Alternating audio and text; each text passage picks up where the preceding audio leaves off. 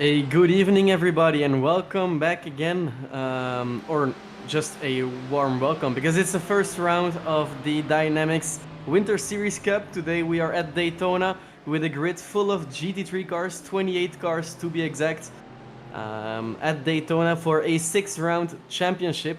Of course, I will not be hosting this tonight all by myself. I am accompanied by Ronald Mons. Good evening, everybody, and welcome at Daytona.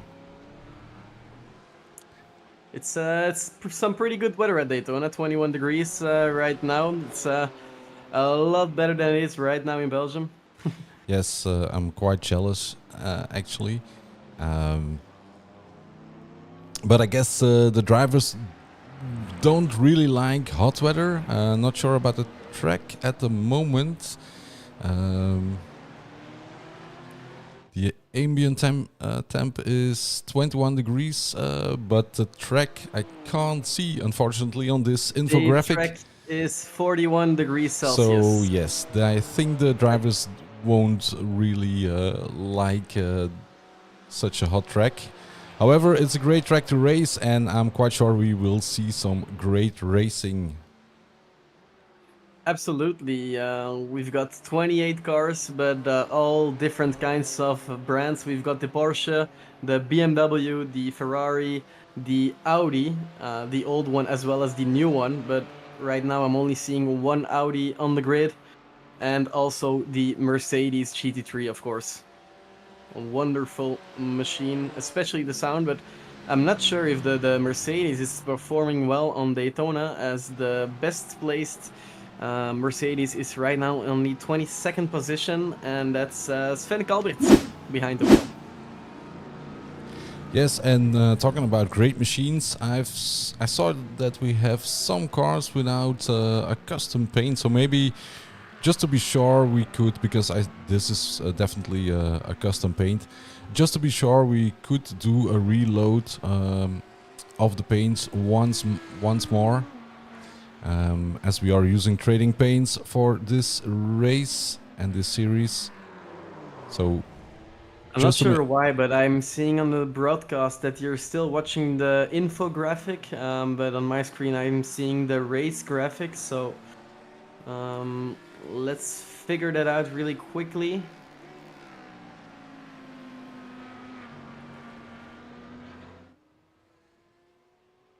Okay, yeah, I know. One moment.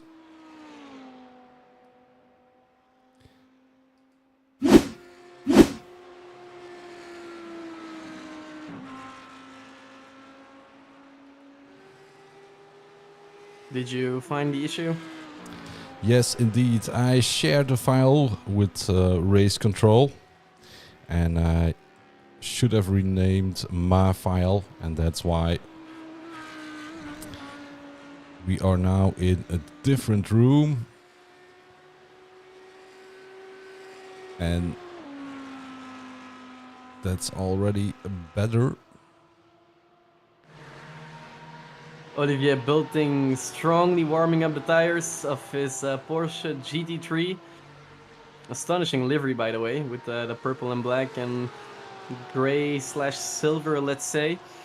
I was messaging with Maxime Robroek earlier tonight, and he said I'm putting all my money on Olivier Bulting winning the race tonight. So my expectations are really, really high.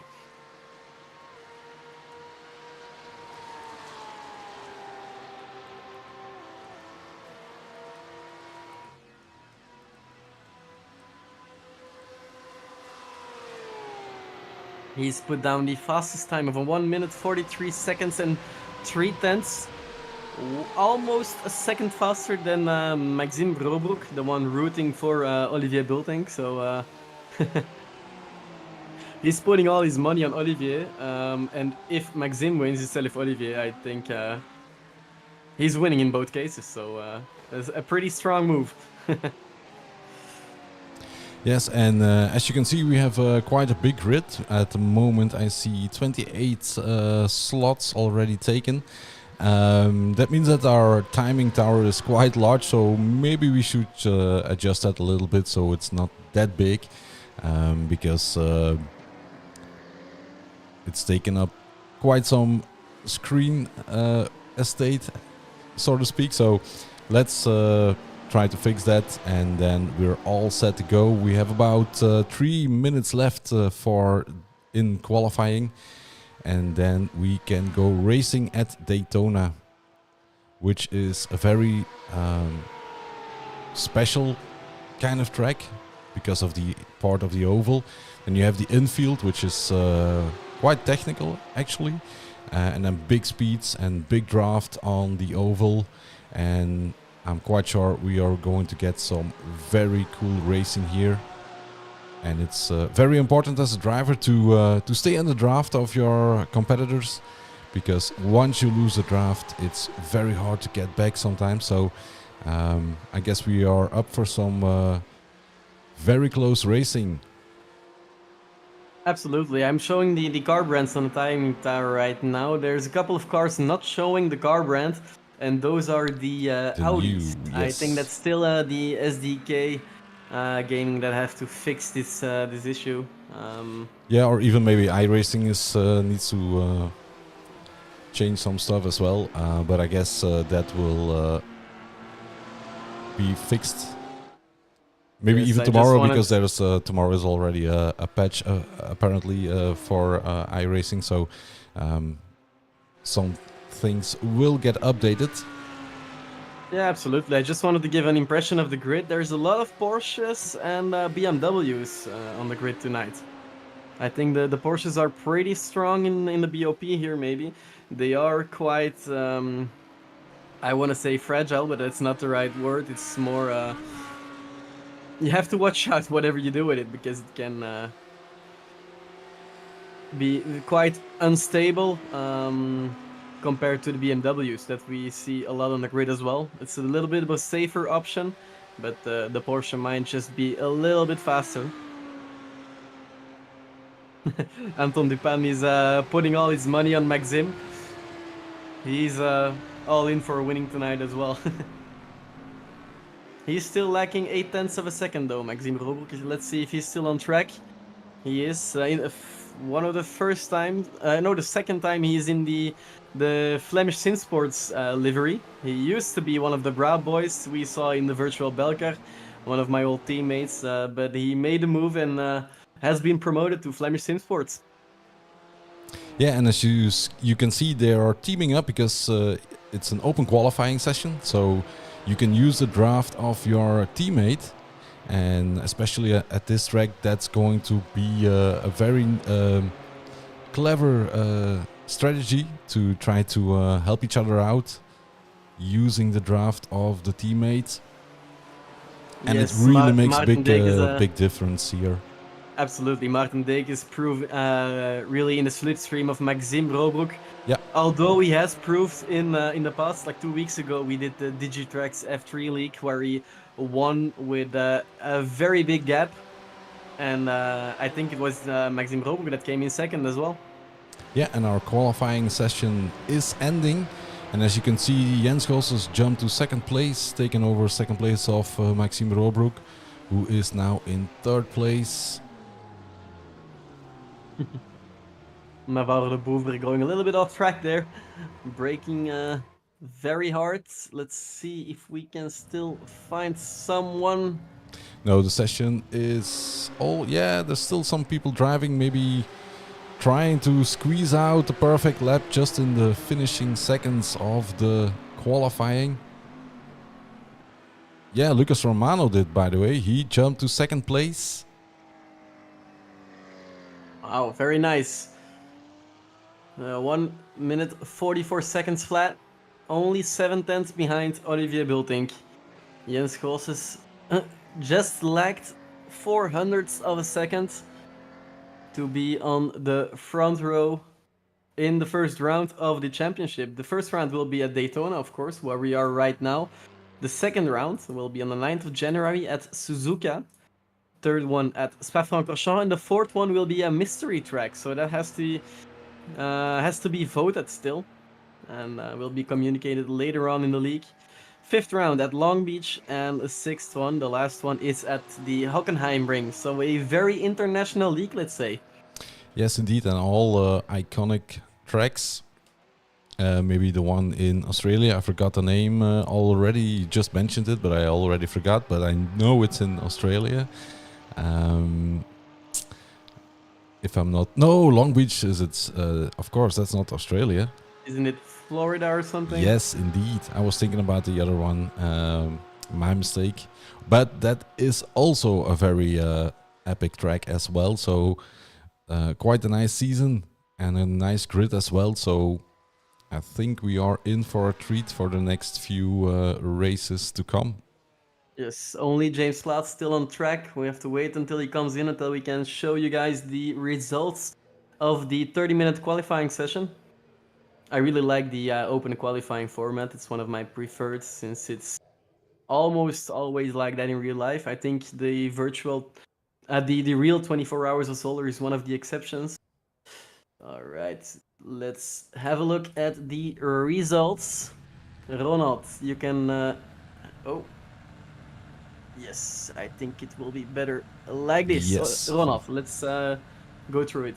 So we see Olivier Bulting on pole, followed by Lucas Romano and Jens Goossens in third. Maxime Robroek. I'm switching to English all the way. Maxime Robroek in fourth place.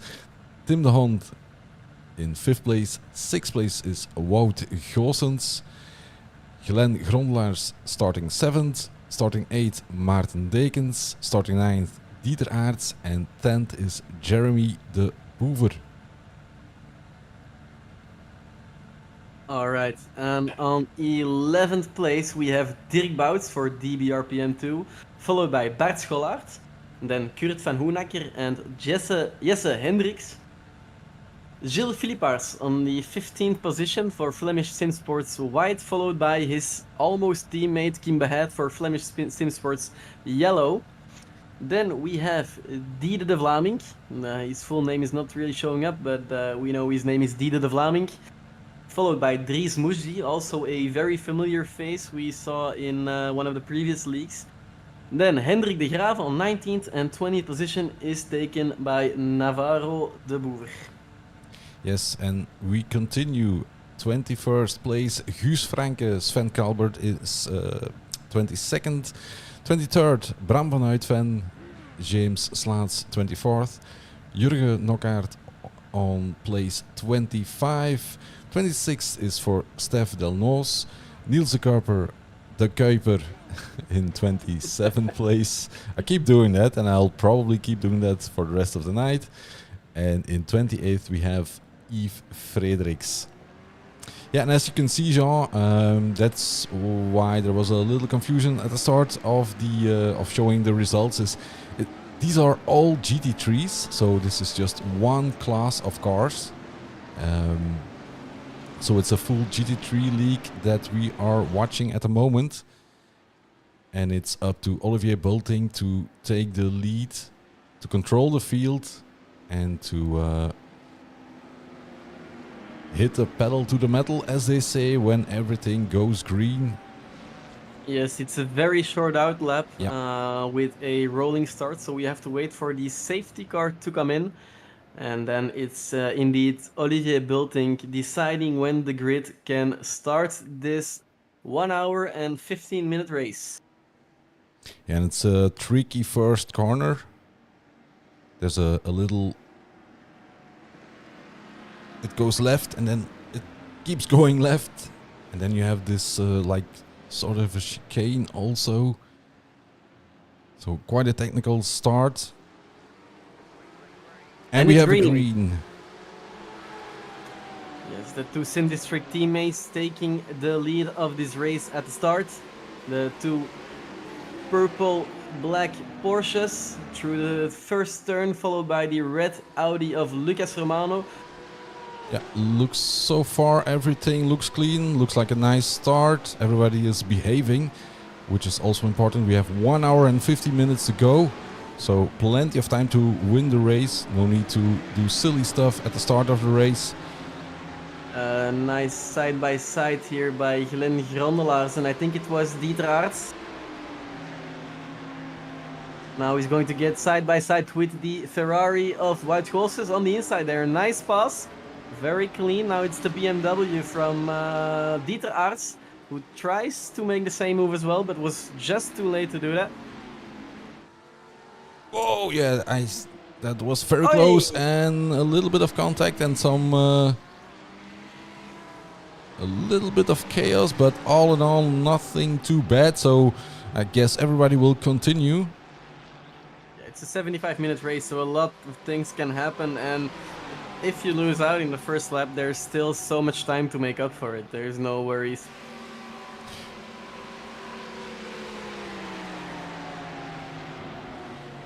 Let's see them go through the chicane for the first time. Here we're looking at Dirk Bouts for DBRPM2.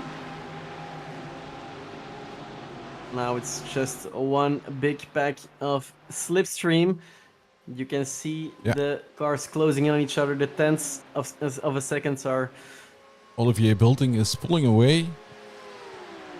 He is out of reach of for the other cars at the moment, I think.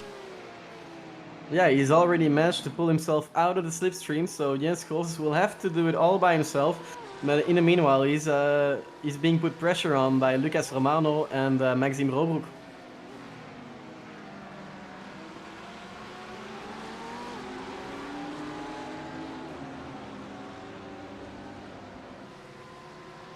Yeah, all depends now on Lucas has to have a nice exit going up to the oval again, because that is where you can make your move.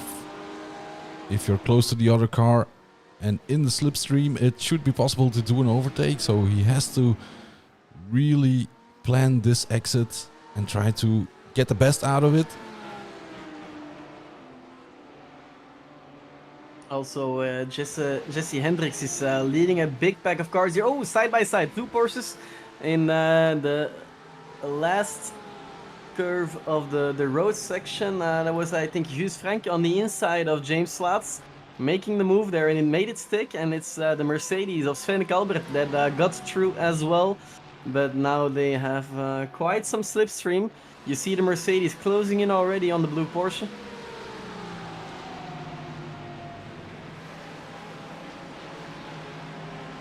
Once more through the bus stop, and somebody missed the entry, and I guess that could be a slowdown, I guess. Yes, probably it is. Definitely. So this means a lot of places lost, probably, although not too bad.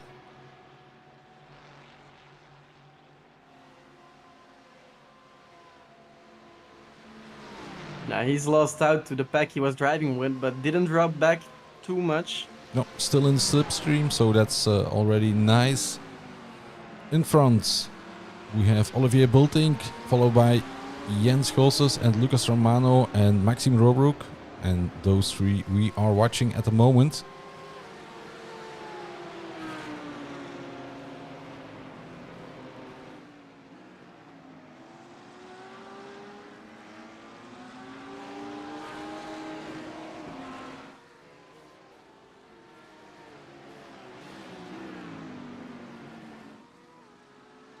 I'm expecting a lot of battles in this race tonight. Because of the slipstream, they can stay a little closer for longer. It's when you make a small mistake, you can make up for it on the straights. And of course, we have a grid of 28 cars, so plenty of stuff to watch tonight. Yeah, and I guess because the race is 1 hour and 15 minutes, we will be seeing some pit stops, I guess.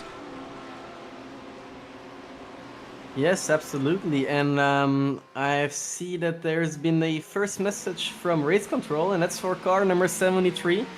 That's number 73, that's Jurgen Knockaert. He's got a warning for an unsafe rejoin, so he's going to have to watch out this race not to get penalized. Yes, of course, we almost forgot, but there is live race control at the moment, and they will keep an eye on everything that's going on in the race. And if needed, they will slap somebody on the wrists.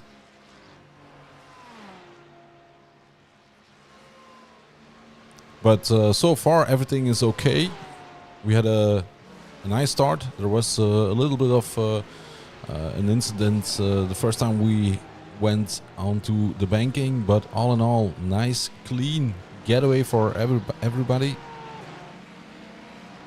Absolutely. I see that there's been an off track by Dieter Aerts. Let's take. Oh. Yeah, Let's it was take also a Dieter quick- that. Oh yeah, oversteer on the chicane there. I think it's called the bus stop. The Yes, chicane. indeed, it's the bus stop.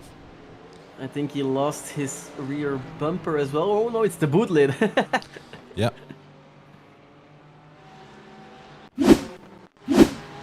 I really hope he doesn't suffer too much aero damage, because that can be a real pain in the ass on a circuit like this.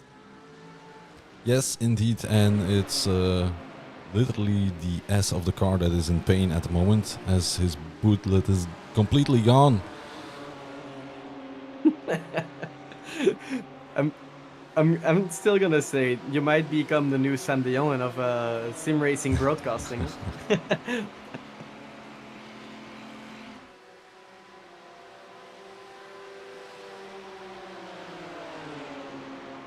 Yeah, and it's 1 hour and 50 minutes. That means it's not an endurance race. Everybody is driving on his own. They do have teams within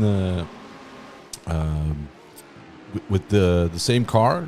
Some people are joining up and they are driving as a team. But of course, the driving. Oh, that is a sketchy moment. Very risky move by Navarro Yes. Buber. I don't think he meant to overtake two cars. He only overtook one car. But then he was a little bit late on the braking and just managed to hold it together. Oh, a double too wide there behind him. Yeah, it was great car control, because I thought he was going to spin the car, but he managed to keep the nose pointed in the right direction. But this means there is a big car pile is the wrong word, because they are still driving, but it's like almost looks like some form of cup racing. I was gonna say the Ring of Brussels Yeah, something every like Tuesday that. morning. There was a nice battle between Kurt van Hoenacker and Bart Schollaert, side by side there. Bart Schollaert barely made the move, but Kurt van Hoenacker had a really nice exit there.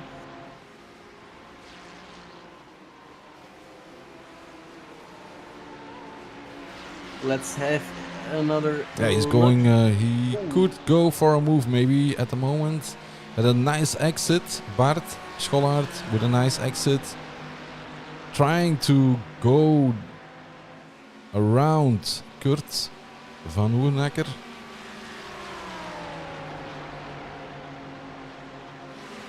Just lacking a little bit of speed. And he's also on the outside. Yeah.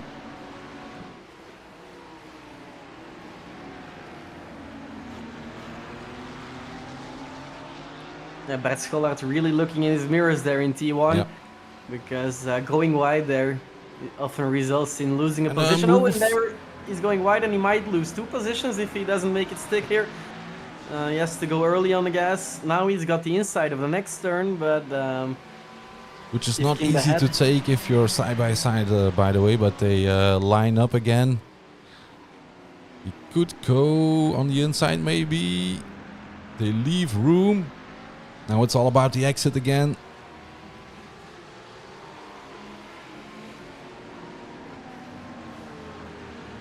And now he's going to lose 2 places, probably a little bit of contact. And look who is coming through again. That was Guus Franken, I believe, with the red car. And Dieter de Vlaming also. Oh, it was Dirk Bouts. So many cars involved there. It's hard to say. Indeed. Yeah, and I'm still trying to because they have the same paint, so it's not always easy to see which of the 2 cars it is. But yeah, we will get used to it. No, indeed. Yeah. There is in fact we might have a little chat about the championship, because there's not only a driver championship, championship, sorry, but also a team championship. So drivers can register 2 at a time if they want, and if they share the same team name, they can make some points for the team championship as well. So there is Yeah. But they do have to well, drive the same car. I mean, not the the same same car, car, but the same same brand. livery, Yeah, indeed. yeah. Yeah. Everything has to be the same, and that makes it a bit more difficult for us to know who is who. But by the next race, we will probably have a clear view of who is who, and we will get used to it.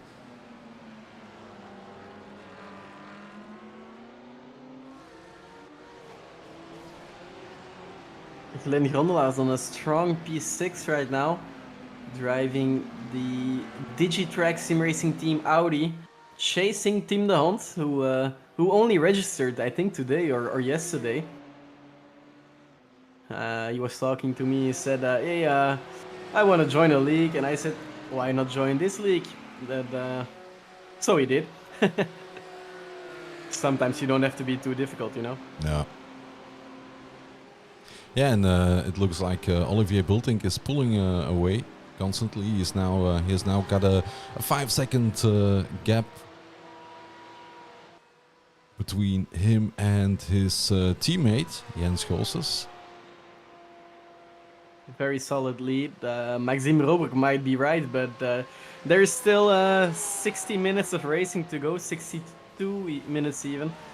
A lot of things can happen. Like you said, they'll have to make a pit stop because they can't take 75 minutes of fuel. Oh, Maxime Roberg going into the pit lane. Yeah, that could work. Yeah, that could work indeed. Quite early, he might be trying to undercut the others. Yeah, if he can get on a clean track, so to speak, if without traffic, and he just can run his laps, which should be qualifying pace laps, it could be a strategy that could help him to get on the podium.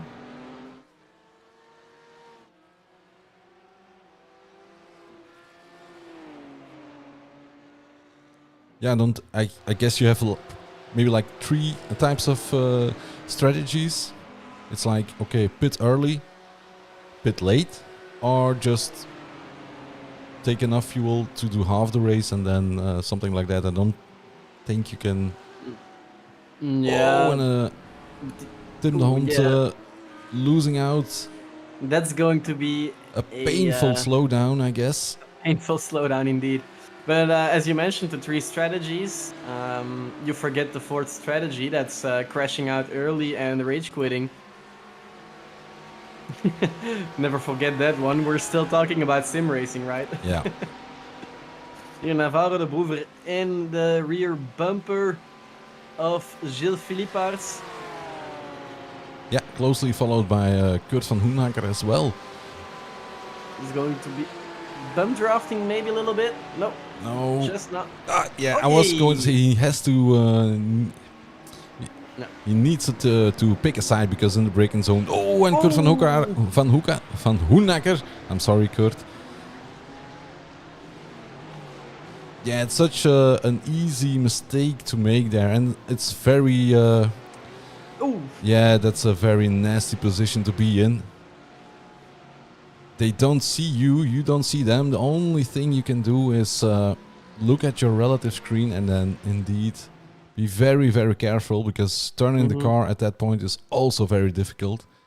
It's one of the most painful places, in my opinion, at Daytona to spin, because indeed you have no way to go. No, and There's no option. Yeah, and it's an easy mistake, as I say, because if you brake into the car a little bit too much, car is gone, and then you're stuck where Kurt was stuck, and that's indeed a nightmare to be at that spot. Yeah, he's gonna have to make up for that. He dropped back to P26 after that, while he was driving on a solid, I think, was it a P10 or something? Let me have a look. Yeah, it was on P9. Made one simple mistake and dropped back to P26. Very unfortunate for him. Of course, there are still 5 rounds in this championship to make up for it, and 60 minutes in this race. Yeah, as I look at the standings, by the way, I wonder what happened to Lucas Romano, because he had a very good qualifying time, actually, and I see he is no longer running, and I have to be honest, I completely missed that one, actually. Yeah, indeed, he's no longer in this race. Maybe he had a disconnection of some sort. Yeah. Oh, I see a off track. Let me have a look. Oh. I'll have to try another replay. That's weird. He's... Oh, one more time. Yeah, he spun out and got slammed into the wall. Afterwards, he jumped to the pits, I saw, and probably applied strategy 4. Yeah, still strange, because I'm not sure why it didn't. There was no crash, it was just an off-track indeed, so no big event. I think he just spun out on himself and... Yeah, okay. Yeah. Unfortunate event. Oh, a nice exit from the Ferrari.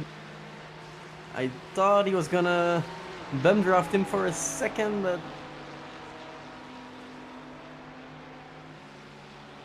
Trying to go with his side draft, but the Audi has a very strong exit as well. Lots of slipstream going in the middle. It's Dirk Bouts going past 2 cars on the straight. 2 for 1. Awesome move. Now in T1, can he hold it? The Ferrari is still on the outside. Very a little strong. bit of a... Yeah, the Ferrari didn't have a good exit, actually. Oh!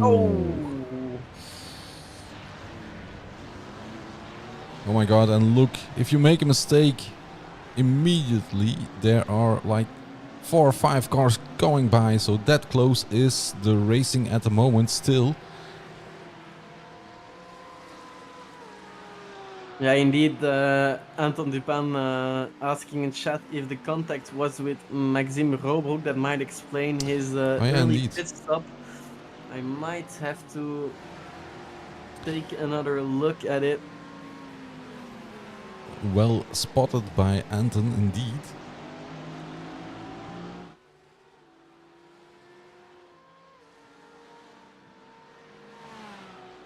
Let's see, because right before Maxime Robroek also had an off track. Let's have a look. I think they were battling.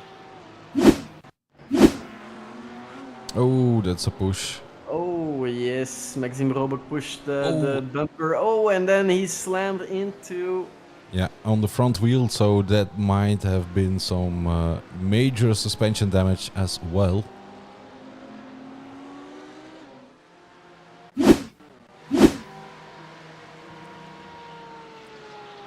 Navarro de Boever with a... Also with some a pretty damage. rough nose. Yeah. The battle between Dieter de Vlaming and Kim Beheid.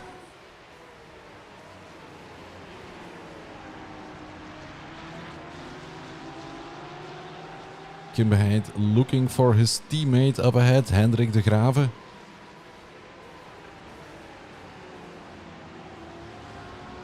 Yeah, indeed, was the second touch was one of the other cars, but I think it was on the front wheel of Anton. Oh, not Anton, Lucas. Absolutely, and the replay of Maxime Robroek and Lucas Romano we just saw explains why I just see a message in race control that car number 7, Maxime Robroek, got a stop and go penalty of 30 seconds. Of course, well deserved. So yeah, that might have been already his stop and go penalty, maybe. Let's have a look. How long was he in pit lane? No, it was a full. It looks like a full pit stop to me, actually, but it's a long entry and stuff like that. So I'm not sure about that. Maybe he had to come in twice because the penalty wasn't issued yet. I'm not sure. But another warning has been issued to car number 24, and that's the car of Navarro de Bouvre, who we also saw give a little push earlier in the race.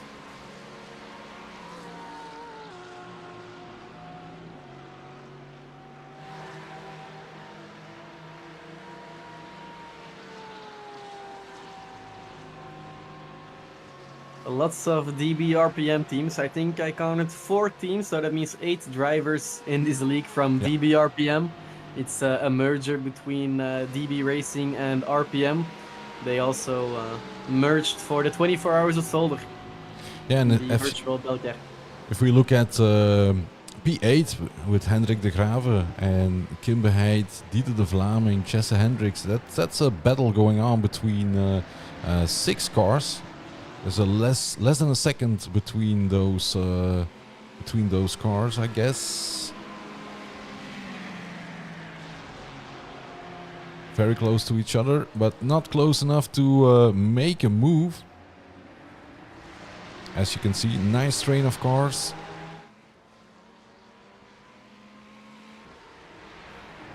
Currently, 2 Flemish SimSport car leading this train. So I guess they should work together, not fight each other this time, just try to break away from the rest. If they want to make a chance, because if they would start having an inter-team battle, it can only help the other guys. So I guess it's best for them to try to work together as best as they can.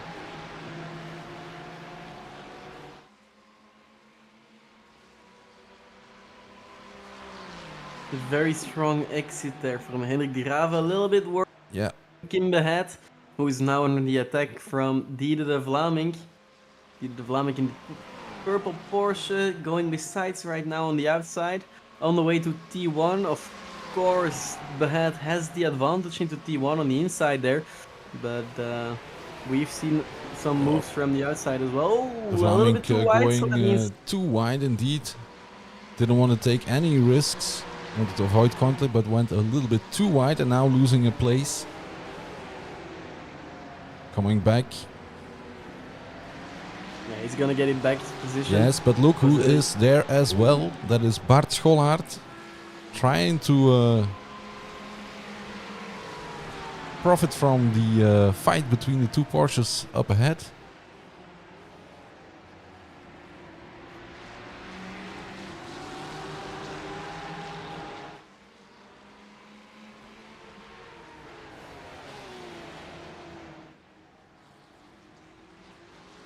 Oh, very wide there, Kim Beheid as well.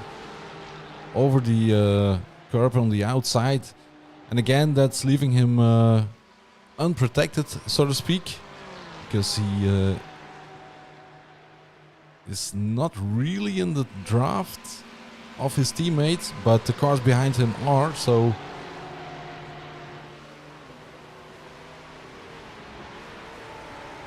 For them it was a moment to try to break away as the other cars were battling, but everybody is going back together.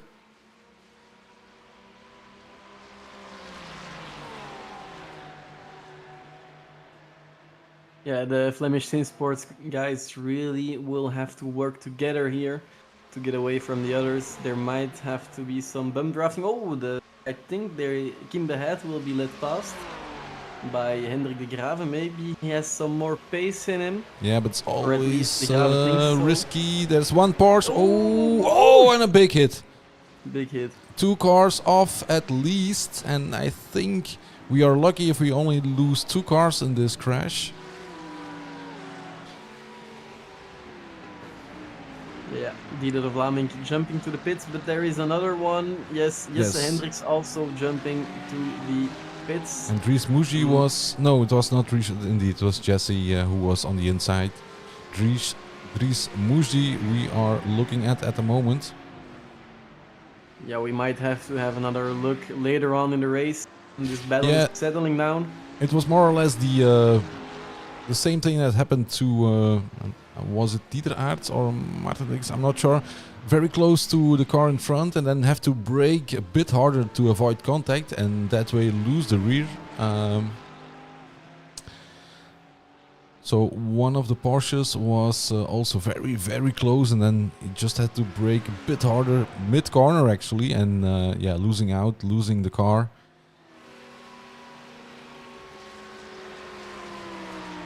Now it's only a three-way battle between Dirk Bouts, Bart Schollaert and Dries Muji. I've just witnessed another pass here. Hendrik de Graave getting past his teammate again.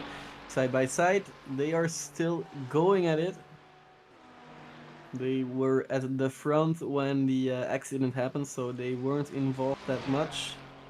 Guus Franke. Yeah, he got away. He was at the back of the train we were watching, and now he is yeah, clear of all the other cars. He got away there very nicely when the crash happened.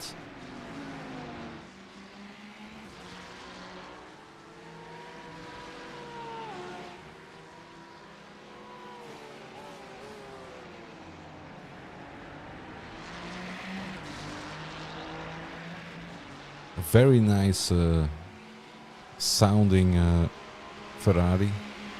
I was just gonna say, in this league you can choose between the GT3 cars, the BMW, the Mercedes, the Porsche, the Ferrari, and the Lamborghini, but there is no one tonight that shows the Lamborghini. Yeah, indeed. And you know what? I am so happy for it.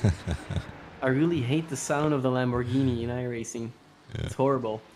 I mean, in real life as well, it's so freaking loud, but Yeah. in real life the sound is quite nice. In the... I think in iRacing it sounds like shit. Well, maybe we could try to have a look at what happened earlier. Maybe check out the incident we just saw. Try to see what really happened, because it's always difficult from one point of view to see what actually is going on. So we have it's Jesse Hendricks. Yeah, he was on the... There was a little bit of room, but he wasn't next to the car in the turn, and I think he just had to brake a bit harder, and that made him spin. Yeah, yeah.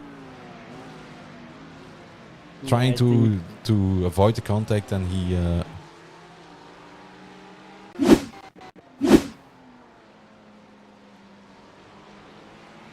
Quite unfortunate, but it is what it is. We have to keep on racing, and that's what Dries Muji is doing.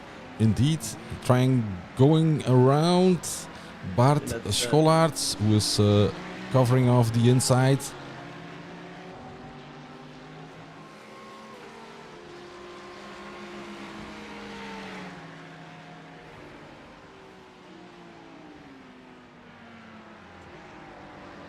So, yeah, keeping it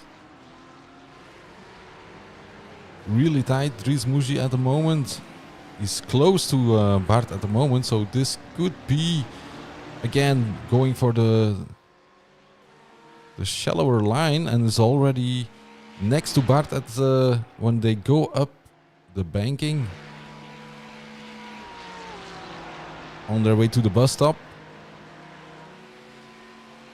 I don't think he's got it, because the Porsche is on the inside and he's not really besides him. Of course, the Porsche will have a pretty bad entry now, and that might give the opportunity to the Ferrari for a strong exit and make the move on the last straight, let's say, although it's an oval.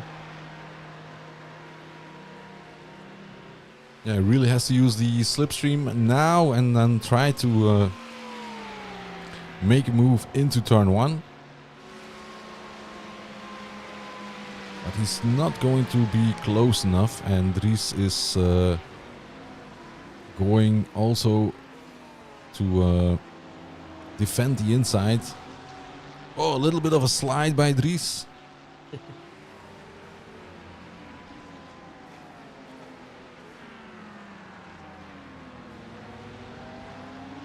Nice move up in the rankings to Yep. 12th position for Dries Mujdi. Now the chase is on to chase Dirk Bouts, who is only a bit more than a second away. And we do have somebody in pit lane at the moment. Sven Kalbert going into Yep. pit lane, and I think that is definitely for a normal pit stop. I also see that he went off track. I might have a quick look at it. Let's see. Oh, yeah. Oh, yeah, that's a went. spin, but no contact. Just a little bit of rallycross and a drift, and all good. There was no teleportation needed to pit lane. Nope. So I'm going to have a look at his pit time so we can judge how long the other pit stops will take. In the meanwhile, Olivier Bulting, the race leader, has managed to pull a gap of more than 11 seconds to its teammate Jens Golsens. The guys from Synderstig by Vibe Esport are really going to get into the points tonight to start the championship. Very strong. So Olivier Bulting in 1, P2, Jens Golsens. And then it's Maarten Dekens, the winner of last week's F3 League, Flemish Synsports Red. Do take in mind that he's not driving with a brake pedal at his foot, but at his hand. So it might have made him even faster. Yeah. Yeah, and he's not the only one actually at the moment who is... He's not the only one indeed. It's car number 10, Jeremy de Boever in the blue Porsche that is also... And he's going for a move on his teammate, and that is, if I'm not mistaken, his brother. Is it? Oh yeah, it's it's his brother. brother or son, I'm not sure. Yeah, I sure. always forgot. I think they it's share his the son. same family name. Yeah, it's his son, I think, yeah. Yeah. But indeed, de Boever on de Boever at the moment. He said to himself, let me show who's daddy. Yes.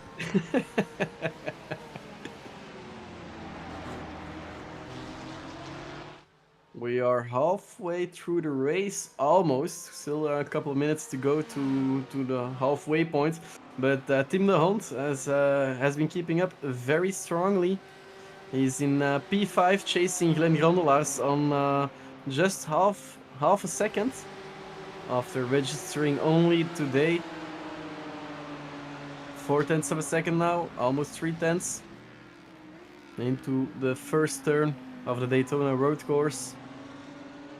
Yeah, so I checked the pit stop time of Sven Kalbert, and it's about 21 seconds is the stop time, and then about 1 minute in total.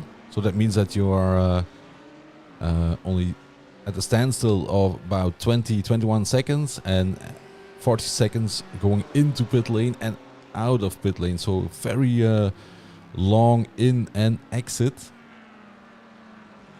for only a short stop actually.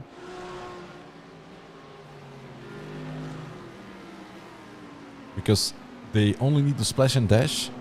I don't think changing tires is needed.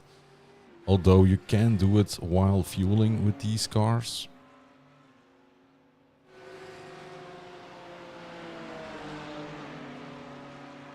The battle... No, Dries Mujdi has gotten past Dirk Bouts after he passed, I think it was Bart Schollaert 2 laps earlier. He's managed to close the gap to Dirk Bouts, which was a gap of 1.3 seconds, I think. And has now passed Dirk Bouts and is on his way to Guus Franke. Only 1.8 seconds away. And then it's the Flemish Simsports boys. De Grave and Behet still chasing each other and making their way up to Gilles Philippart. But that's a pretty big gap though. 7 seconds to find the tail of Gilles Philippart.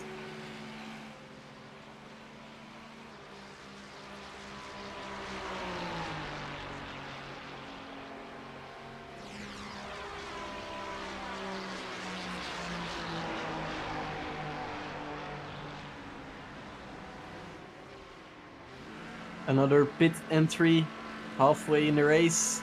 That's Dirk Bouts. Yeah, it just takes ages to get to your pit box at this track.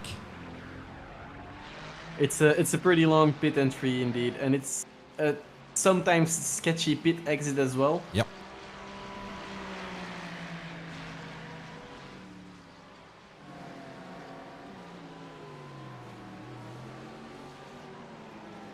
Jurgen Knockaert P17 for DBRPN3, chasing the missing boot lid of Dieter Aerts, who we saw crash out in the bus stop earlier in the race. I think it was in lap 4 or 5. And also Dieter trying to make his way up again in the standings. Yes, and as we can see, apart from what I believe is a radiator, he is not really carrying much in his boot at the moment. I'm not sure how Dries Mujdi has pulled this off, but only on one lap he managed to close the gap to Guus Franke. Now 0.2 of a second, maybe Guus Franke made a small mistake because the gap to Hendrik de Graeve has grown a little bit. Let's see if Dries can make the move here on the final piece of straight at the Daytona road course. We are just nearing the halfway mark of the first round. Oh, I think it was a pit entry of Guus Franke. Guus Franke going into the pit lane. So that means the position is all for Dries Mujdi. And Bert Schollaert made the pass as well. Yeah, but we do know Dries Mujdi is a fast driver, so he is definitely fighting back and entering the top 10 at the moment. So maybe a good time to check out all the positions, maybe to have a quick rundown of the positions at the moment. We are close to 39 minutes into the race. So let's have a quick rundown. At the moment, leading with a capital L is Olivier Bulting at the moment. Closely followed by, not closely, it's quite a big gap of 13 seconds by Jens Goossens. His teammate, in District boys. yes, going for the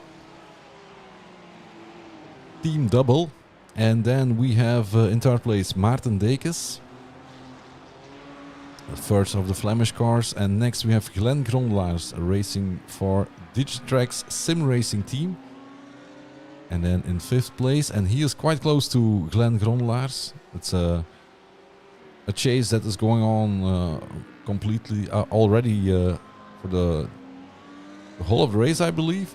Tim de Hond in fifth. And maybe you can go over the next couple of positions, Jean. Yes, just answering really quickly on the question of Len Rosso in the chat.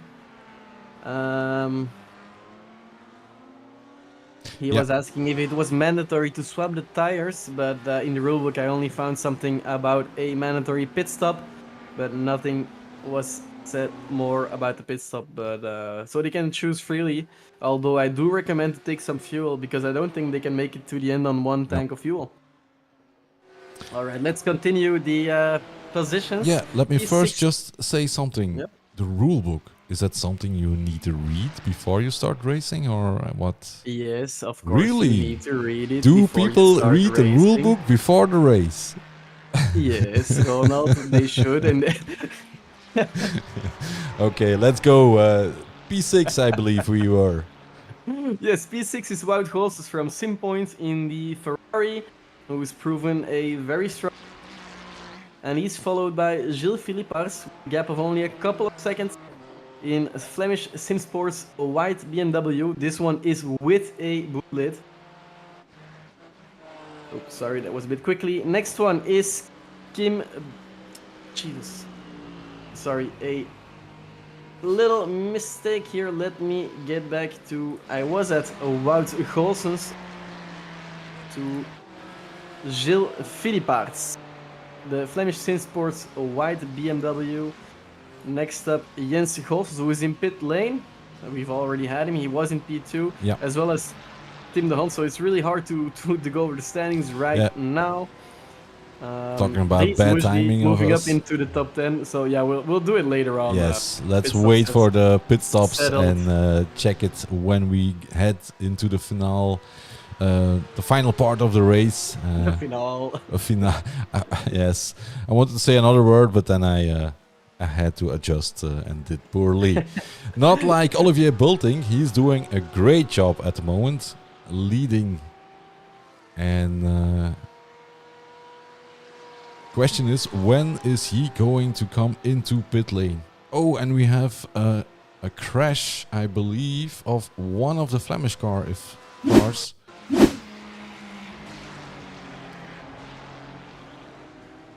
Let's see, we're looking at Kimba Head, the one leading the Losing. spec. Oh, yeah. Yeah. That's some mid-corner oversteer. Yeah. Fortunately, And his teammate managed to avoid. Oh, and that was, I think it was Bart Schollaert. Yes, indeed, it was Bart Schollaert who had to. We're already getting to know the cars and liveries. So, it's getting better, yes, indeed. It's getting better. It's always difficult in the beginning of a league, but at the end you start to get the hang of it. I'm pointing out in the chat that Lando Rosso will say it's mandatory to take fuel as a punishment for not reading the rulebook. Yeah, and taking tires, yeah. Yeah, and Anton adding the famous expression by which my dad always educated me, RTFM, read the fucking manual. Yes, indeed. But I don't think you lose much time actually with these cars if you take tires and fuel at the same time. So no, indeed, the GT3 cars, I think they since one of the last updates they can fuel and switch tires simultaneously. Yeah, although it's of course a splash and dash, this one. It's not a lot of fuel you have to take in, only 20-second pit stop, so I'm not sure if that would be enough to change all 4 tires actually. I think you'll lose another 5 seconds. Something like that, yeah. I'm not sure. Oh, and again a slide of one of the Flemish cars. This time it is Dieter Aerts, and he has hit the wall, apparently, looking at the nose. He was already missing the boot lid, but right now we're going to the nostrils of the BMW, even bigger now. Yeah. Although his boot lid is back, actually. Yep. That's the leader of this race, Olivier Bulting, going into the pits after a very fast first stint. He managed to pull a gap of more than 10 seconds. I'm not sure how many exactly, because Jens Gols came in pits earlier than Bulting, and now it's Glenn Gromelaars in the lead of this race. Of course, he still has to take a pit stop, a mandatory pit stop without mandatory fuel. Yes, now, yeah. Without mandatory tires. Yeah. But you can skip the fuel too if you like. I don't think that would be beneficial for your result. But as I look at the pit stops, by the way, I see that Jens Gols is it's quite a long pit stop, about 30 seconds. But then his pit lane time in total isn't far off of the rest actually. So. We'll have to see how that will play speed out. In the pit lane to make up for it. Yeah. Yeah, because the total time is exactly the same as some.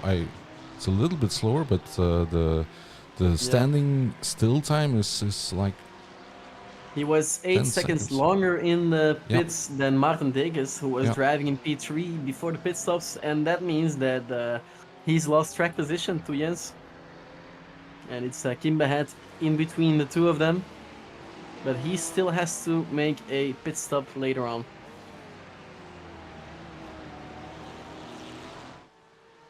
He's dropped back a bit after his spin we saw 2 laps earlier.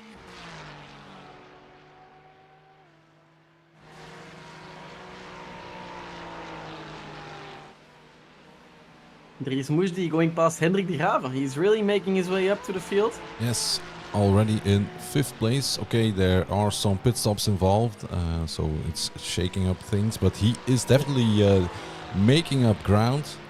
Yeah, he just passed Hendrik de Graven, so it was 4th position. Both of them still have to make a pit stop. Yep. But this battle is not over yet. Very close to each other. You have to be careful if you're that close, because in the braking zone, this is a dangerous game to play. Muji going quite wide. Yeah. Not the usual line you take there.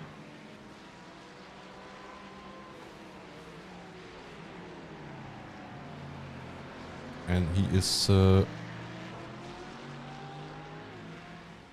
seeing one of his, if I'm not mistaken, that should be one of his teammates behind him.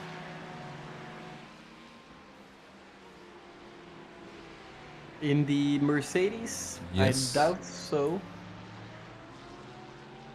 That is Sven Kalbert, Yeah, also for Dynamixx, but yeah, in a different Dynamixx team. So yes, indeed. yes, they are connected, but driving not for the same team. Yes.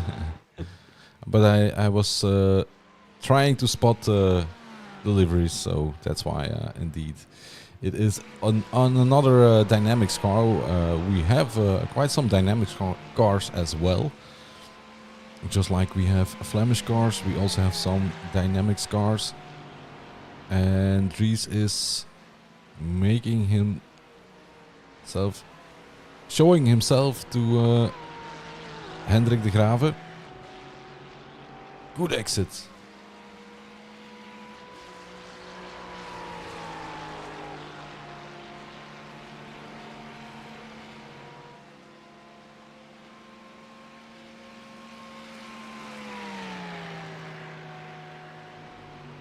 And a pit entry for Hendrik de Graven, I believe. Yeah. Yes, as well for Bert Schollaerts. And Gilles Philippaerts is already in his box. Glenn Grommelaars really extending his first stint tonight.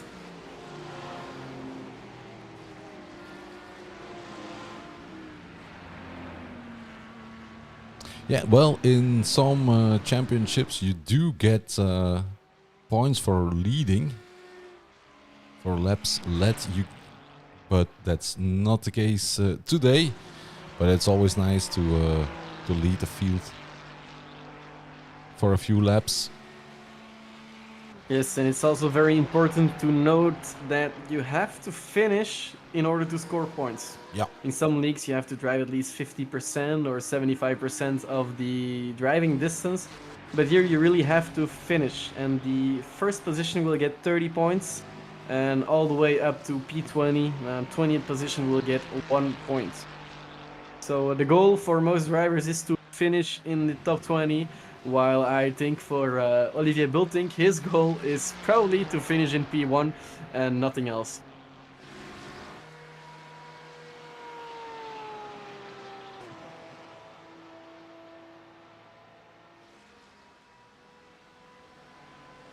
Not to hate on the Lamborghini, but as I'm going through the rulebook, which I obviously did before the race as well, but just checking, you can switch car, so it's allowed, but you will lose the points you gained in the other cars. Yeah. So pretty happy that we won't see much of the Lamborghini this year.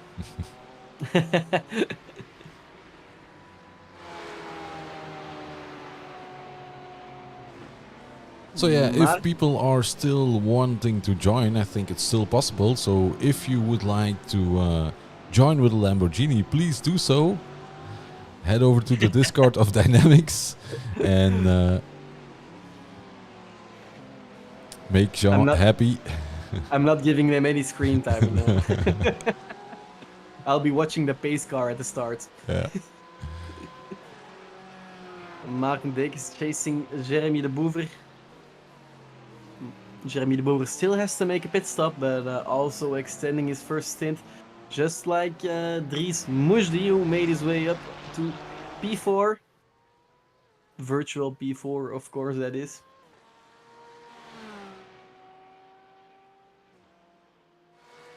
Yeah, there's quite some difference in pit stops, by the way.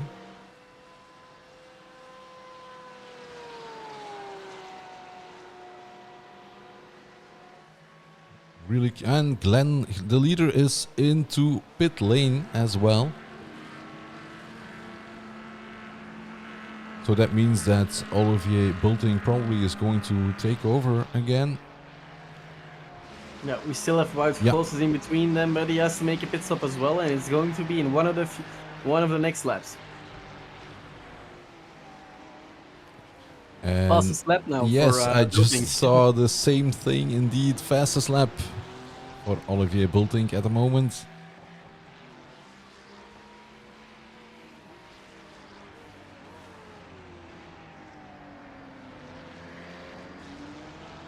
The car is still looking untouched.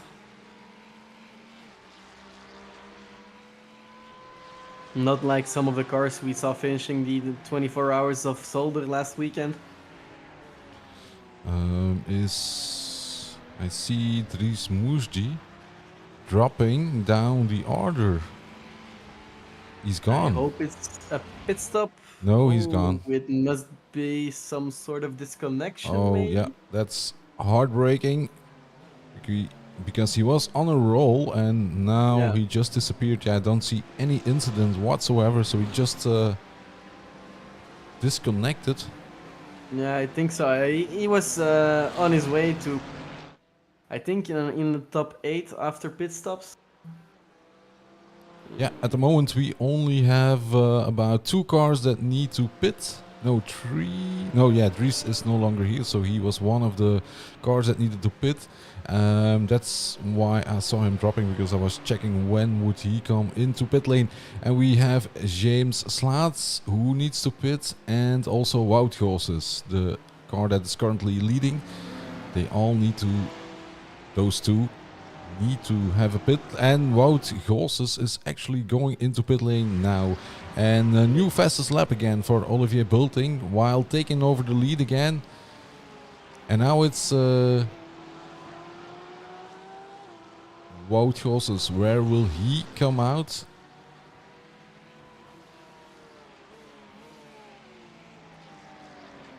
So we have, after pit stops, Maarten Dekes in second place,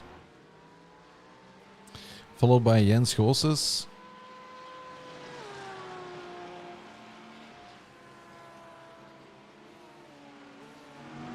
So I guess when Wout is leaving pit lane, it might be a good time to go over the current standings.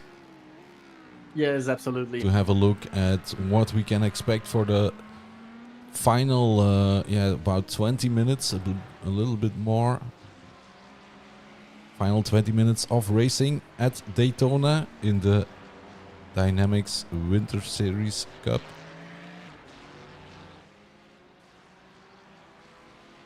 A strong pit stop from Glenn Grandelaars. Pretty quick, 1 minute, 7 seconds faster than Tim de Haan.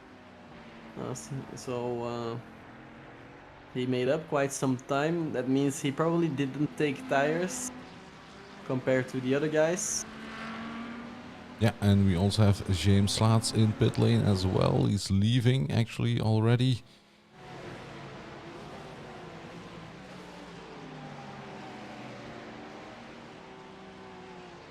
Such a tricky exit as well. Yeah. So many cars have gone into the wall at that point. Me being one of them. Yeah, we've all been there. We've all been there. It's going to be the Daytona 24 hours, I think, in the end of January somewhere. Yeah, somewhere end of January, February, somewhere, yeah. So let's have a look at the standings. In P1 we have Olivier Bulting, who is leading. In second place, Maarten Dekes for Flemish Sim Sports. And not too far off is Jens Gosses, Sim District by Vibe Esport. And then we have Glenn Grandelaars, who's a bit further down in P4. And 5 is Tim de Hond of Braap Racing Team. And he's closely being followed by Wout Gosses. So this is a battle for P5.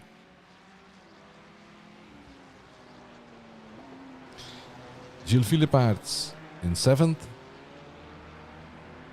And another Flemish car, that of Hendrik de Grave, who is in 8th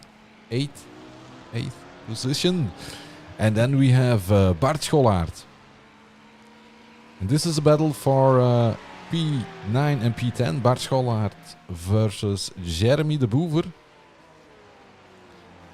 Rounding out the top 10. I'll have a quick look at the team names. The Sim District by Vibe Sport is leading. Quite some Flemish Sim Sports into the top 10. 3 sports teams. Both red, white and yellow are going to score big points today. Also Braap, which is a single entry, so is not competing for the team championship. That's Tim de Hond in P5.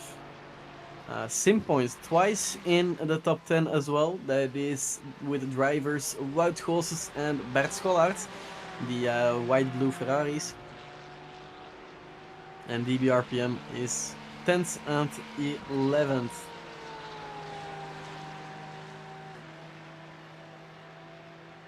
A 19-second gap to Maarten Dekes. Olivier Bulting has managed to pull quite a gap.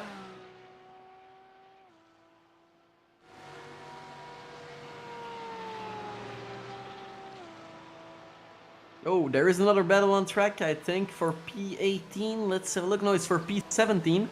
That's the 2 DBRPM 3 Porsche Mercedes from Stef Delmos, who's going to make a pass probably around the outside here. It's Stef Delmos for Dynamixx Red. Let's see if he can get close enough. Oh, the 2 Porsches. Oh. Yes, but that's... Yeah, he's probably having some airwork damage, Navarro. Yeah, I don't think it's a good idea actually with these cars. You can do it with NAS cars, but bump drafting with GT3. Oh! A spin from Stef Delmos just out of screen. We're gonna have to have a look at it to see if there was any contact involved. Let me go back.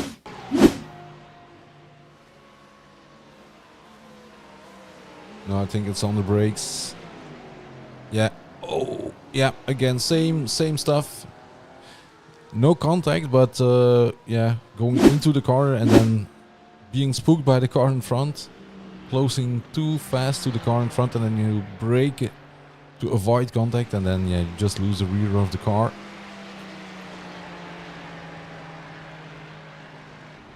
Maybe we can have a look at Bram van Uitven, because for some reason I don't think we have seen much of him yet. And I think, is he in the same team as Stef Delmos? I think Yes, it was he red is. as well, so that's why I was checking out who is in this. Did he just scrape the wall? I think he I'm did. not sure, but Yeah, he I did think scrape he... the grass just Yes. now. That's probably your commentator's curse. Yes, I'm sorry, Bram. We didn't see much of him because nothing happened, and that's most of the times a good sign in racing. Oh, and I think we have a big crash of Sven Kalbert as well. For some reason he jumped to pits.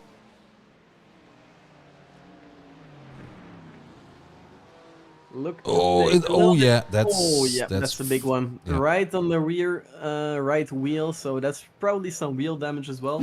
Yeah. It looked like he took a little bit too much of the outside curb there, maybe a little bit of the grass, and that's what upset him. Oh, he's cutting the grass really a lot there. Bram Yeah. van Uitven. I guess he knows we are watching and it's making him nervous maybe. Yeah, I think he's watching his stream while he's riding. So let's go back to the battle for Tim de Hond and White Horses, and then Bram van Uitven can find his pace back. Yeah, we have indeed throughout the field 3 close battles still. This is one of the battles between Jeremy de Boever and Bart Schollaert.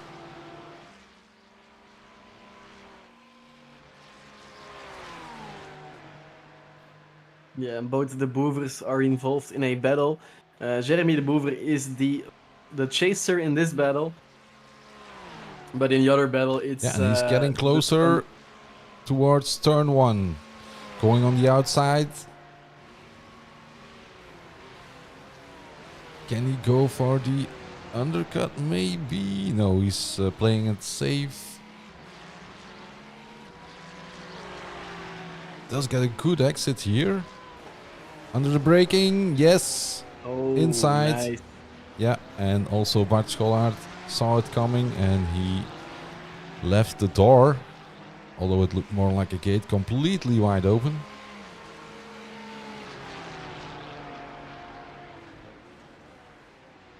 Strong overtake there on the brakes. Yep. That's one of the main advantages of driving a Porsche with the engine in the back or in the middle. You can brake quite late.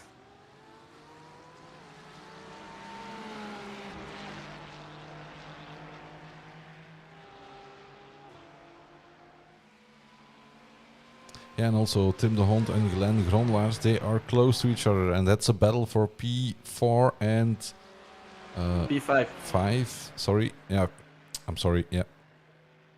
P5 and P6, that is actually. Between Wout and Tim de Hond.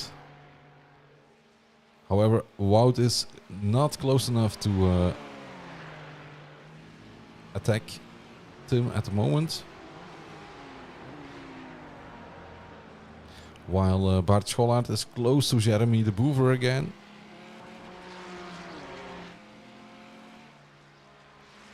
Again, we head for turn 1. Is there anybody making a move?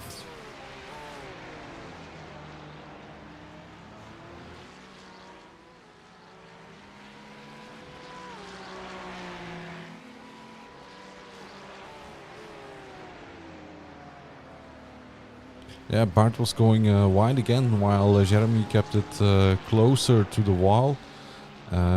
We have seen Bart doing that a few times already, so maybe he should try it differently next time.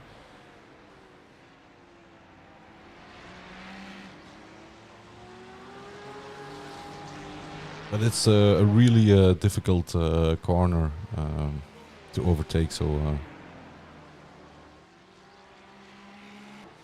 Yeah, absolutely. The car is unsettled quite quickly, Yeah. and we've seen that a couple of times there. Yeah, and if you go for the inside, you have to stick to the inside because you can't run wide because if you're next to another car, you have to say keep it. You have to do a shallow line through that corner, and that could compromise your exit as well. So it's not easy to overtake there. And as we saw, if you have to brake at some point because you're too close to another car, then you spin so easy.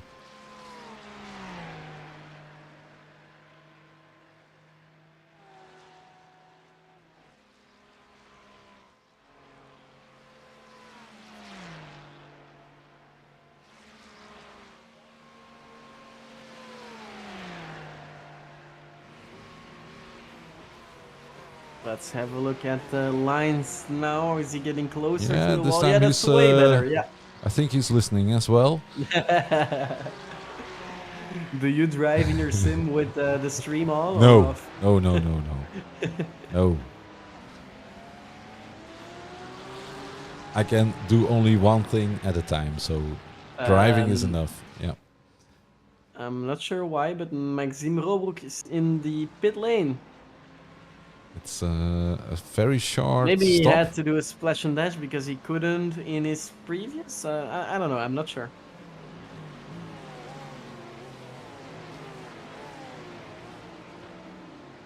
Are you allowed to fuel during a stop and go penalty? Well, it's not during, but you can combine them. Yeah.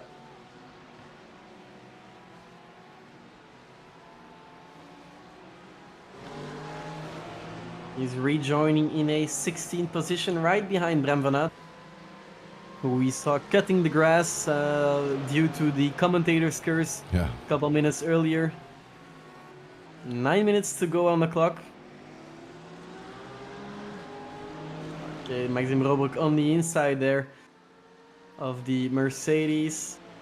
We see that Dries Muji indeed had a screen freeze, so a technical issue. It was too bad because he was on a roll, like I said before. He was gaining places. Yeah, absolutely. I think after pit stops he would at least be P8, maybe even closer to the top. Yep. Such a shame, but yeah, that's the risk of online racing.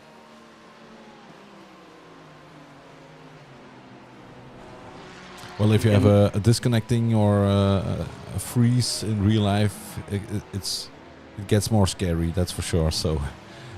Yeah, absolutely.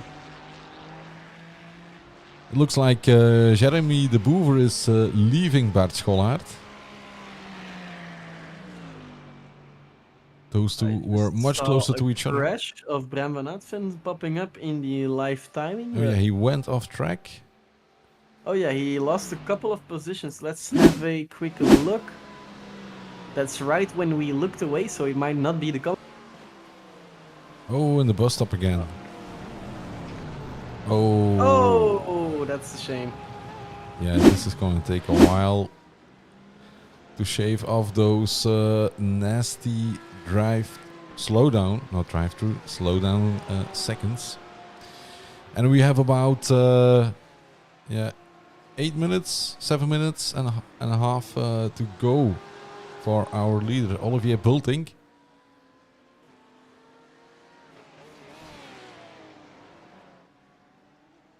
"22 seconds is the gap now to Maarten Degens.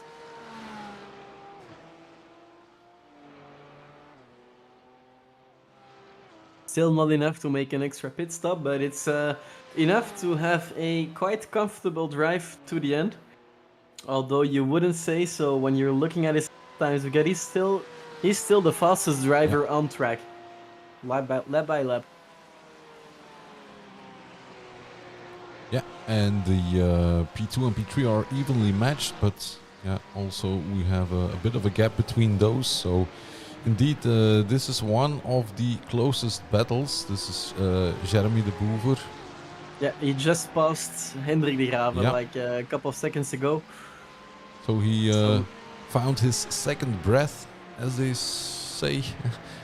At least they say it in Flemish. Not sure if it's if you say it in No, English fine, as well, but that's one of my preferred things to do in English. It's like the Dutch expressions translate literally to Don't get me English. started. But indeed, we have Jeremy de Boever in P8 at the moment.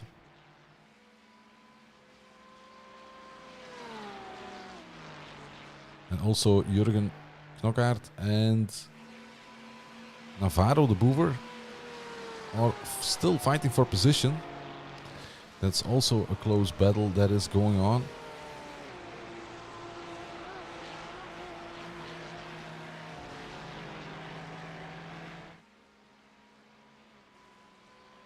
Maybe Maxim Robroek had a penalty due to incident points, because there is of course a 15-point incident limit, and when you get a 4x from a crash, it goes quite quickly.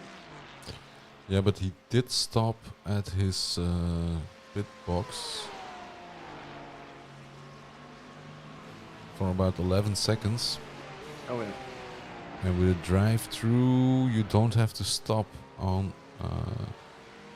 Don't have to stop. You just can cruise through pit lane. And this is indeed still the inter-team battle between Jurgen and Navarro.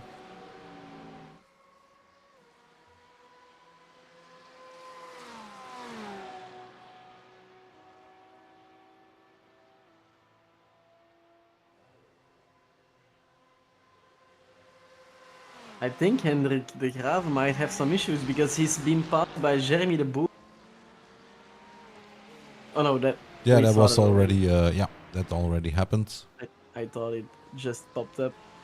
It was something else. He still has a 1.6 second gap to Bert Schollaert, so he's going to have to hold that gap to be able to stay on his 9th position. Strong race though, he gained 10 position in the race. Yeah.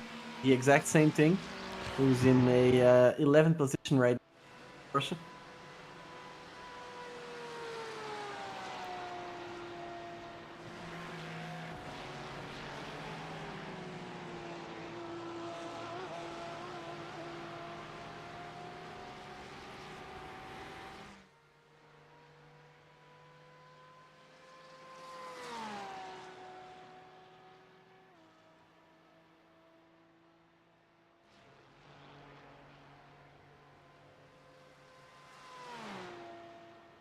Wout Goos is still chasing Tim de Hond in his Ferrari. Managed to gap to 5/10 of a second instead of 7/10 earlier. But that's not going to be enough to take the 5th positions of Tim de Hond. Yeah, well, I guess he's going to have about like 2 laps, maybe 3. As we have about 3 minutes of racing to go. So I guess it's going to be closer to 2 probably.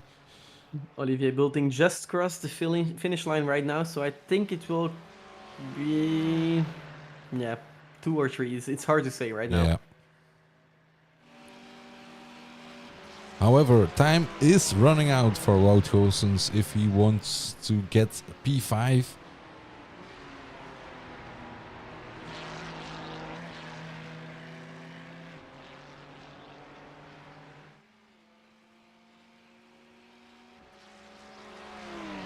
He's definitely in the slipstream now.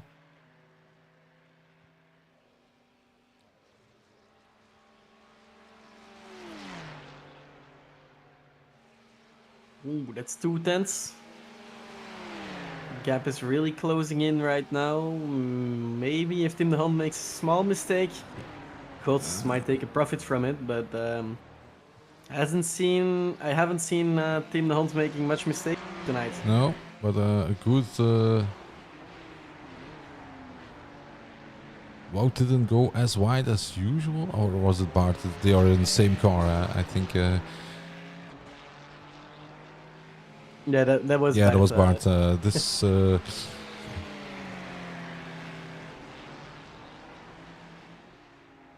Jurgen Knocker did manage to make it past his teammate Navarre Bouvre by now. Let's see if Wout can have a good exit. My mistake. No problem. It's a good thing to check. So Quickly, I we just can want to see if there is a white flag or popping up. not. That was very hard to see. Yes, indeed.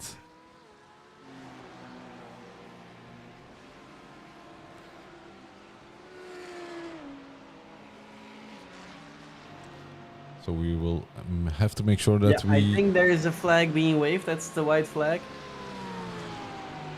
It's hard to get a good view of it, but I did see a flag being waved. So let's go back to the battle. Yeah, and then we just make sure that we catch up with Olivier as he is closer to the finish line.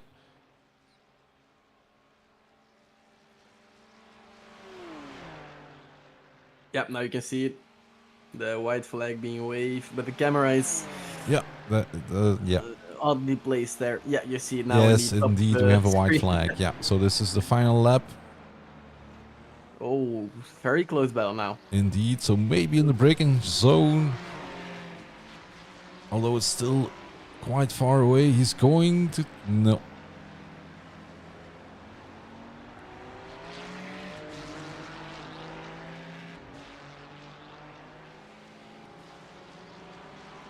Yeah, I think the best option Wout has is to be close when exiting the bus stop.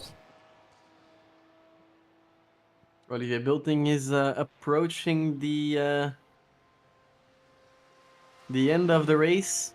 Yeah. There is the checkered flag being waved, the headlights flashing, as we always see in sim racing, and he's taking his first win of the championship. Maarten Dekens is approaching the checkered flag as well. A 25-second gap between Biltink and Dekens. But it looks like Dakens is also happy with his second place. Absolutely, and I can't blame him. And then we should have Jens Goossens as well in third. Yep. And then we have Glenn Gronelaars, who is also in the top 5 in this race. And then we wait for the battle between Tim de Hond and Wout Goossens. Tim de Hond still leading. And it looks like he's going to... Oh, he's already very sure. Yeah.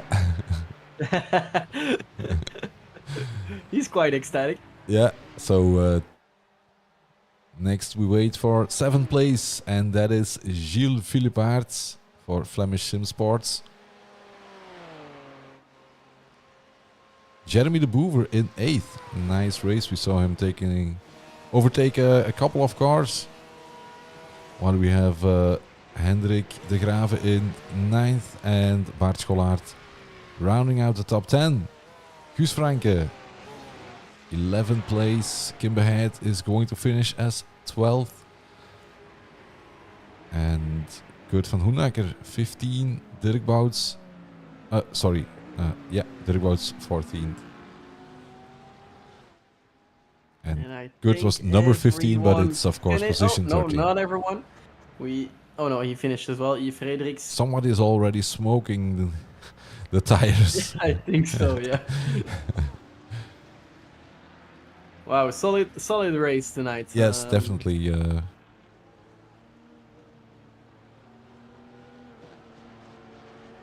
Let's have a look at the results. Yeah, they are available. Olivier Biltink with a very solid win. 5 seconds of a gap he managed to pull to Maarten Dekens. So it's a good win for Sim District by Vibes tonight, because first position, so 2 podium places.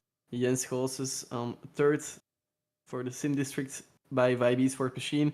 Glenn Gronelaars P4, then Tim de Hond for Brab, but of course no points for Brab since it's a single entry. Wout Goossens for Simpoint in a 6th position after a very... Gilles Philippaerts is the 2nd Flemish Sim Sports car in 7th position, followed by Jeremy de Boer, Hendrik de Grave, also Flemish Sim Sports, and then the 2nd Simpoint livery, Bart Schollaert. Yeah, in 11th place we have Guus Franke of DB RPM 1. Kim Behead in 12th position. Kurt van Hoenacker in 13th position. 14th goes to Dirk Bouts. 15th, Maxime Roobroek. Navarro de Boever taking P16. Jurgen Nockaert in 17th place. James Laats, 18th. Bram van Uitven, 19. And Stefan Loos in 20th place. Yes, still 8 positions to go. Yves Frederiks for Rock Racing in a 21st position, followed by his teammate Niels de Kuiper in a 22nd position. And then we have some guys that didn't manage to finish the race, so that means there is no points for them. Sven Kalbert, Dries Moesdi, both Dynamixx Racing, Dieter Aerts, a privateer, Jesse Hendricks, Dieter de Vlaming, and Lucas Romano. So not the best day for Dynamixx Racing Pink, since both cars are out of the points after the disconnection of Dries Moesdi and the crash of Jesse Hendricks. So they'll have to make up for it in the next round, which will be on the 9th of January. So yeah, they have some time to practice and to check everything. So I guess we will see them again, and they will be fighting for positions next race. I'm quite sure about that. Let's see if we already have somebody waiting for an interview, because this is the first time, and I'm not sure if everybody already knows his way. Yeah. I have It was a bit last minute. We still had to figure it out. yes, indeed. But that will be worked on next time, of course. I just got a private message from Tim the Hunt that he had a very fun race. Zach, so that means piss wet if you translate it literally. Yeah, I think we have seen some nice racing going on. Um, an obvious win by Olivier Bulting. Of course, no real competition for him at the moment. But then a nice battle for the other places. For instance, with Tim de Hond, Wout Goossens was a nice battle going on. Also, Jens Goossens had some great battle with I think it was also Martin Dekes and Glenn Grondelaars were close by as well, but then he lost a little bit in during the pit stops. And also for the other places in top 10, there was a nice battle between Jeremy de Boer, Hendrik de Grave, Bart Schollaert. So yeah, I really enjoyed the racing. Yeah, I still feel bad for Dries Mujdi though. A disconnect is never fun, especially when you're on a roll and making your Yeah, way through to the top. He started on a 18th position, I think, and he could have easily finished in the top 8 if he managed to continue his drive. It is what it is. yeah, I think so. There was he was definitely on a roll, and well, I guess he just needs to focus on next race. Anyway, there's still 5 more rounds to go. Next one is on the 9th of January, Suzuka. Then we have on the 30th of January on the circuit of Spa-Francorchamps, followed by the mystery track on the 20th of February.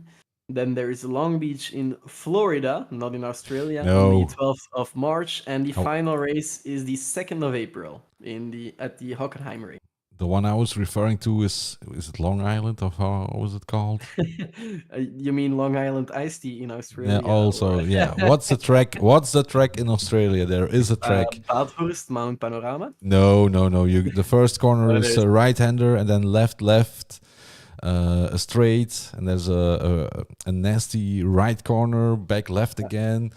I'm not sure if I would ever want you as my co-pilot in rally racing. Now, quick question, Ronald. If you were to decide the mystery track, which one would you choose? Ooh, hmm, Bathurst. Bathurst? Yeah, Nice. Nice. Yeah. I think if I were to choose, it's pretty difficult, but since I'm not racing and just commenting, I would pick a track that could be a pain in the ass, like you picked Oschersleben for the virtual Belcar, oh, which wasn't easy at all, but it was a very fun track to race at, yeah, or a very small track like Tsukuba. It's only 2 kilometers yeah. long. That's not gonna work. But maybe one of the street circuits would be nice as well. Another Absolutely. one, yeah. I see Well, in the chat that Olivier Bulting is thanking us for the broadcast. I would like to thank him for a a solid amazing performance. amazing performance as well. Kimba Head is happy that you don't get to decide the mystery track, I guess, because he's calling it Butthurt, and I understand why. There's lots of walls to be driving into. Oh, the figure 8 track. Nice one, Kim. I don't think we can manage to pull off a broadcast and a race of 75 minutes on the figure 8 track with GT3 cars. I think after 10 minutes we get crickets. Yeah. Or we can let the pace car do some laps. Yeah. Well, I guess everybody is just taking it easy after this race, having a chill, and I guess we don't have much to say anymore. So yeah, make sure to tune in next time. And John exactly knows when next time is. The 9th of January. Indeed. And then we will be in Japan. And then we can see if Olivier Bulting will also be big in Japan. At Suzuka it is. Yep, I'm looking forward to it. I think Sim District by Vibe Esport is looking forward to it as well, to extend their lead or to defend their championship lead, let's say, because there's some strong competition, and we'll have to wait and see. There's 3 more weeks to wait until we have the next race. It will be on a Tuesday. Every race in this championship is to be raced on a Tuesday night. So tune in next time, and yep, I think we can close it off and see you next time. Yes, and that is indeed, as Kim says, next year. So see you all indeed for the next race at Suzuka, and that is indeed on the 9th of January 2024 as we continue the Dynamixx Winter Series Cup. Have a good evening and thank you for watching. And happy holidays, of course. Indeed.